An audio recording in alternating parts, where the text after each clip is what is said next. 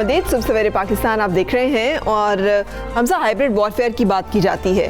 और hybrid warfare का मतलब जैसे हम बार बार कहते हैं सिर्फ ये नहीं है कि फेक खबरें आ रही हो तो उसका मतलब है कि जोग्राफियाई हदूद की सिक्योरिटी, उसका मतलब है कि तहजीबी सकाफती इक़दार और वरसे की सिक्योरिटी, उन वैल्यूज़ की security, food security, health security समेत बहुत सारी और मामलात। और गुड न्यूज़ है और वो गुड न्यूज़ ये है कि हुकूमत पाकिस्तान अब जो स्ट्रीमिंग वेबसाइट है ना पाकिस्तान में बहुत मशहूर है, हम सारे उसको जो है इस्तेमाल करते हैं। कोरोना के दिनों में तो हमने उसको जिसे कहना चाहिए ना अपना ज़िंदगी का लाजमी जुज़ बना लिया था। और सबसे ज़्यादा दोस्ती निभाने का तरीका क्या होता था? नेटफ्लिक्स का पासवर्ड दे दो ना। अच्छा, वो बात होती है पूरा पाकिस्तानी जो है ना वो एक दूसरे से लेके ही नेटफ्लिक्स चला रहा है, लेकिन अब पाकिस्तानी वर्जन लॉन्च करने के लिए तैयारी मुकम्मल कर ली गई है। वफाकी वज़ीर बराए साइंस एंड टेक्नोलॉजी ने समाजी राब्ते की वेबसाइट पर ट्वीट करते हुए ये बताया कि अब पाकिस्तान ने मुकम्मल तैयारी कर ली है और पहली OTT टेलीविज़न जैसे नेटफ्लिक्स का पाकिस्तानी वर्जन कहा जा सकता है वो लॉन्च करने की अब तैयारी मुकम्मल, which is really a good news. और इस ज़मीन में टेक्नोलॉजी का काम मुकम्मल हो चुका है। Pakistan electronic and media regulatory authority यानी पैमरा से कहा गया है कि वो मवाद से मुतालिक हिदायत जारी करें।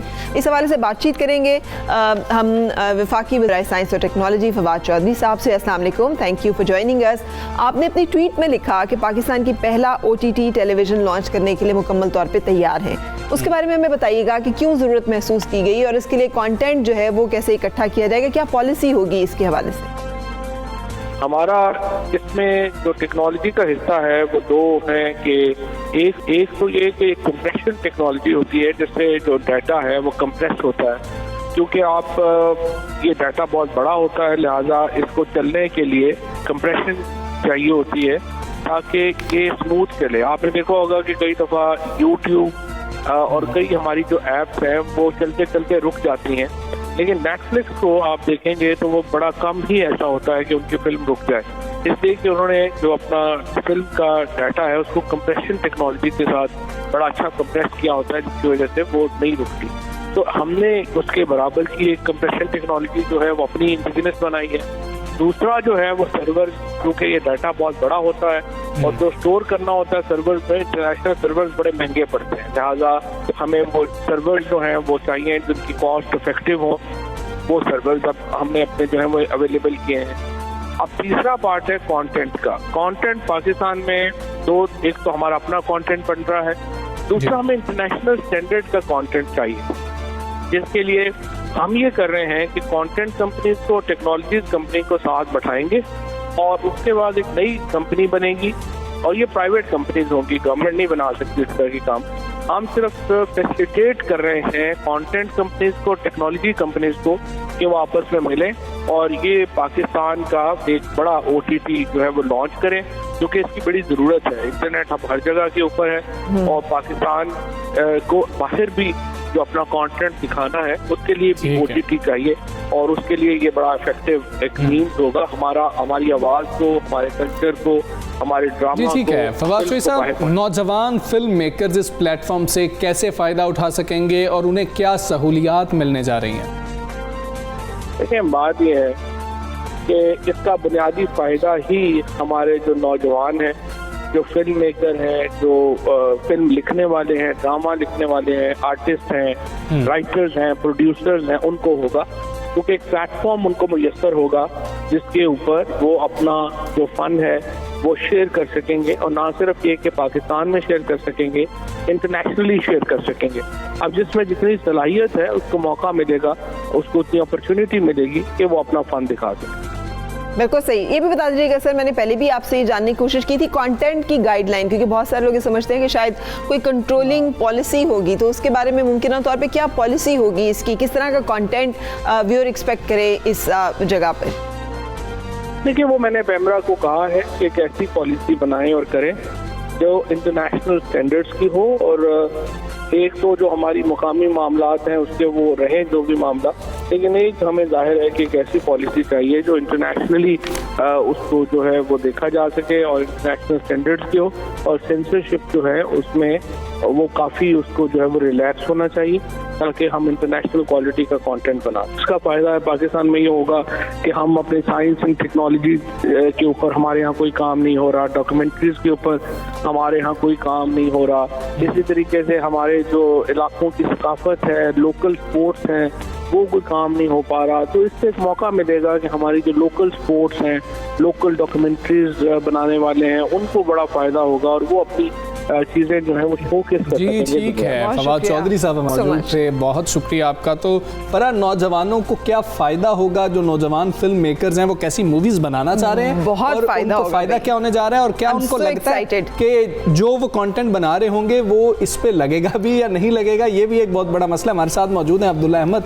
इनसे बात करते हैं। अस्सलाम वालेकुम अब्दुल्ला, कैसे हैं? कितने खुश हैं आप? उतने खुश हैं जितना मैं खुश हुई सुन के, इसलिए हमें बहुत सही अपॉर्चुनिटीज जो है मिलेंगी मुझे सर आएंगे, बिल्कुल ऐसा ही है। अच्छा, मेरे ख्याल से कि ये खबर मैंने भी 2 दिन पहले जब पढ़ी थी तो हमारे लिए बहुत ज़्यादा खुशाइन थी ये बात कि फाइनली हमारे पास कोई ना कोई ऐसा मीडियम मौजूद होगा जिस पे हम अपनी वो बात कर सकेंगे जिसके लिए हमें मीडियम नहीं मौजूद था। क्योंकि पाकिस्तान में बहुत अरसे से एंटरटेनमेंट इंडस्ट्री के लिए जो एक मीडियम मौजूद रहा है वो टेलीविज़न था, जो कि ऑब्वियसली कैमरा से रेगुलेट होता है और उसमें कई ऐसी बाउंड्रीज़ हैं जिनको हम चाहे भी ना तो उसे ना तोड़ सकते हैं ना उसके बियॉन्ड जाके काम कर सकते हैं। इसी तरह भी दूसरा मीडियम रिसेंटली रिवाइव हुआ है हमारा सिनेमा, बट स्टिल वो इतना रिस्की नहीं होना चाह रहा बहुत से ऐसे सब्जेक्ट्स को लेके जिन पे हम बात कर सकें, बिकॉज ऑब्वियसली बिजनेस नहीं आता उसके ऊपर।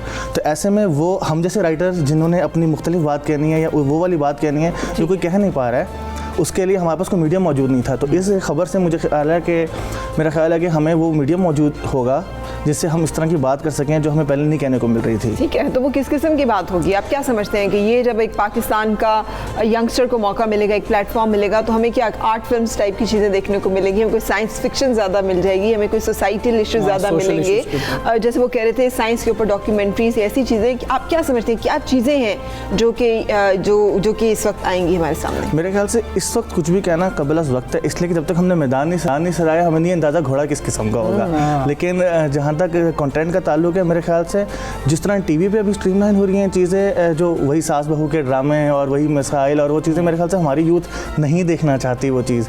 हमारे मसले हैं, हम चाहें तो अपने मसलों को उजागर कर सकते हैं जिनमें वो सोशल इश्यूज़ आते हैं जिनको अगेन हम उन मीडियम्स में नहीं कम्युनिकेट कर पा रहे जिनमें हम करना चाहते हैं, बट हमारी रेगुलेटरी अथॉरिटीज़ जो हैं वो अलाउ नहीं कर रही हैं। प्लस हमारी सक्सेस स्टोरीज़ हैं। मैं अभी टीवी पे या फिल्म पे लयारी के किसी एक बच्चे की कहानी नहीं बता सकता जो उठ के नशा जाना चाहता है, या हम अपनी अभी 2 दिन पहले हमारी एक एथलीट की डेथ हुई है, टेक्वांडो जो थी बेल्ट थी, मेरा ख्याल माहम आफ्ताब नाम था ऐसा, अगर मैं गलत नहीं हो तो उनकी कहानी अगर मैं सुनाना चाहूँ तो मेरे ख्याल से अभी उसका मीडियम हमारे पास मौजूद नहीं है, मार्केट नहीं मिलती, लोग कहते हैं रेटिंग नहीं आती है। बट मैं अगर स्पोर्ट्स फ्रीक हूँ, मैं चाहता हूँ कि यार इस तरह की कहानियाँ बाहर आएँ, सोचें कितनी वुमेन एम्पावरमेंट की बात। बिल्कुल सही कह रहे हैं आप, क्योंकि इस तरह का कंटेंट हमको मीडियम मिलेगा बात करने का। नेटफ्लिक्स के सीजंस देखे ना, 13 रीजंस व्हाई, मुझे समझ नहीं आती थी कि मेरा बेटे देखते क्यों है, लेकिन वही आप वाली बात की यूथ जो है यूथ कनेक्ट करती है। देखना चाहती है। कैसे करेंगे इस कंटेंट को बैनुल-अक़वामी मयार के मुताबिक पाकिस्तान कैसे बनाएगा? हमारे पास क्या ऐसे फिल्म मेकर्स नौजवान मौजूद हैं कि जिनके दिमाग में ऐसे आइडियाज़ हैं, वैसी प्रोडक्शन है कि हम कर सकते हैं? मेरे ख्याल से प्रोडक्शन क्वालिटी इस वक्त पाकिस्तान की बहुत बेहतर है, क्योंकि हम ऑब्वियसली अब जो फिल्म मेकर निकल के आ रहा है वो पढ़ के आ रहा है फिल्म स्कूल से, बहुत से बाहर से, बहुत से यहाँ से। तो अब वो मौका है कि अभी हम एक्सपेरिमेंट के टाइम से गुजर रहे हैं। मेरे ख्याल से OTT प्लेटफॉर्म्स के ऊपर तो पूरी दुनिया पिछले 4-5 साल से एक्सपेरिमेंट के टाइम से गुजर रही है, वो इंडिया हो या USA हो या UK हो, और अब जाके उनको थोड़ा बहुत स्ट्रीमलाइन हुआ है कि लोग किस तरह का कंटेंट देखना चाह रहे हैं। तो अब जब हमने इस बात को अनाउंस किया है हमारे गवर्नमेंट ने, जो कि बहुत अच्छी बात है मेरे ख्याल से हम फिल्म मेकर्स के लिए, तो मेरा ख्याल है कि अब हमें तो कुछ अर्सा सिर्फ एक्सपेरिमेंटेशन के लिए चाहिए। अभी हम सिर्फ इसके साथ प्ले करेंगे कि हमारे किस जॉनर में हम क्या बात कर सकते हैं, फिर शॉट डाउन होगा कि हम किस सिम्त में जाना चाह रहे हैं। लेकिन यकीनन हमारे पास ऐसे राइटर्स मौजूद है जो कहानी कहना चाहते हैं, और अभी कहीं हैं हमारे यहाँ। अभी हमारी रिसेंटली एक फिल्म गई थी जो कि ऑस्कर के लिए नॉमिनेट होने जा रही थी, लाल कबूतर, तो यंग फिल्म मेकर्स की बनी हुई है, मेरे ख्याल से अली अब्बास नकवी की लिखी हुई है, एक यंग राइटर हैं कराची से वो, और मैं बहुत फैन उस बात का कि अभी उनको अपॉर्चुनिटी मिली है, उनको प्रोडक्शन मिली है, उनको सिनेमा की स्क्रीन्स दी गई हैं और उन्होंने अपना टैलेंट दिखाया है। तो मेरे ख्याल से ऐसे हज़ारों नौजवान मौजूद हैं, होपफुली मुतसमीन, कि उनको अगर मौका दिया जाए अपनी कहानी कहने का और अपने तरीके से कहने का, तो मेरे ख्याल से दे कैन डू वंडर्स। तो आपको लगता है कि ये जो सास बहू के ड्रामे हैं उनके लिए मुश्किलात आप लोग पैदा कर सकते हैं कि भाई आपकी व्यूअरशिप कम हो जाएगी अगर ये प्लेटफॉर्म आ जाता है और हम कंटेंट बनाते हैं? तो मेरा ख्याल है दुख की बात यह है कि उनकी व्यूअरशिप कम नहीं होगी। अच्छा। वजह इसकी ये है कि मीडियम का बहुत फ़र्क है। हमारा अगर टेलीविज़न इस प्रोसेस पर काम करता रहा कि टीआरपी चाहिए और टीआरपी के लिए हमें रुलाना है और तलाक़ें करवानी है, तो ऐसे दिखने वाले नहीं चाहिए होगी क्या? मेरे ख्याल से भी तो कॉस्ट, लेकिन यहाँ पे टीआरपी डिपेंड करती है आपके टारगेट ऑडियंस के ऊपर। आप ये डिपेंड करते हैं ना कि आपका ओटीटी प्लेटफॉर्म, आपकी जो टारगेट ऑडियंस है वो कौन है यूज़ कर रही है, क्योंकि ये है मीडियम बाय चॉइस वाला। यहाँ पे आपको टीवी पे लगा नहीं दिया गया कि 12 साल का बच्चा भी अपनी अम्मा के साथ आके बैठ के वही देख रहा है, मेरे पास तुम हो और different drama, I am sorry, लेकिन ये बाय चॉइस है कि आपको लॉग इन करना है, आपको पासवर्ड लगाना है, उसके बाद आपने चूज करना है कि इन तमाम स्ट्रीमलाइन शोज में से मुझे ये वाली चीज़ देखनी है, मुझे 13 रीजंस वाई देखना है, कि मुझे ब्रेकिंग बैड देखना है, कि मुझे पीकी ब्लाइंडर्स देखना है। ये आपकी अपनी चॉइस है। तो जब आपकी चॉइस आपकी होगी ना, तो आपकी टीआरपी का स्टैंडर्ड चेंज होगा, आपको वो फॉर्मेट चेंज होगा। तो बताया ना कि ये एक ऐसा मीडियम है जिसको अभी सिर्फ 2-3 साल तो सिर्फ एक्सपेरिमेंटेशन के लिए चाहिए, फिर इसके डूज एंड डोंट्स प्लान होंगे। It will be very early for PEMRA to decide कि क्या बाउंड्रीज होनी चाहिए, क्या नहीं। लेकिन पाकिस्तान हमेशा से एक फर्टाइल लैंड रहा है, सोचने वालों के लिए, लिखने वालों के लिए, सादत हसन मंटो से लेकर इसमत चुगताई तक। उस टाइम पे जब बात करना भी मुश्किल था, बहुत सारे जिन्हें आप कंट्रोवर्शियल कह सकते हैं, मगर जिन्होंने ऐसे मौजूदात पर बात उठाई है, कलम उठाया, आज भी आप बैठ के पढ़ें तो आप हैरान हो जाते हैं कि आज की बात हो रही है, कैसे आज की बात, आप आज कोई नई बात करना चाहते हैं तो आपको लगता है ये बात तो बहुत पहले हमारे बड़ों ने कर दी थी, हो चुकी है। तो हम शायद कोई नया अंदाज ढूंढें या नया तरीका ढूंढें, बट अब ऑब्वियसली अब अपने ऑडियंस के हिसाब से हम टोन चेंज कर सकते हैं, उसको मॉडर्नाइज कर सकते हैं, लेकिन एसेंस वही रख सकते हैं। बिल्कुल ठीक है अब्दुल्ला, जितने आप मोटिवेटेड है हम भी उतने ही मोटिवेटेड, और हमें लग रहा है कि ये जो प्लेटफॉर्म है ना, ये अच्छे तरीके से हमारे यंग जो फिल्म मेकर्स है वो भी इस्तेमाल करेंगे और हमारी यूथ को भी ये पसंद आएगा, देखेंगे इसको। Thank you so much for joining us. एक ब्रेक के लिए रुकने का वक्त है, उसके बाद करेंगे।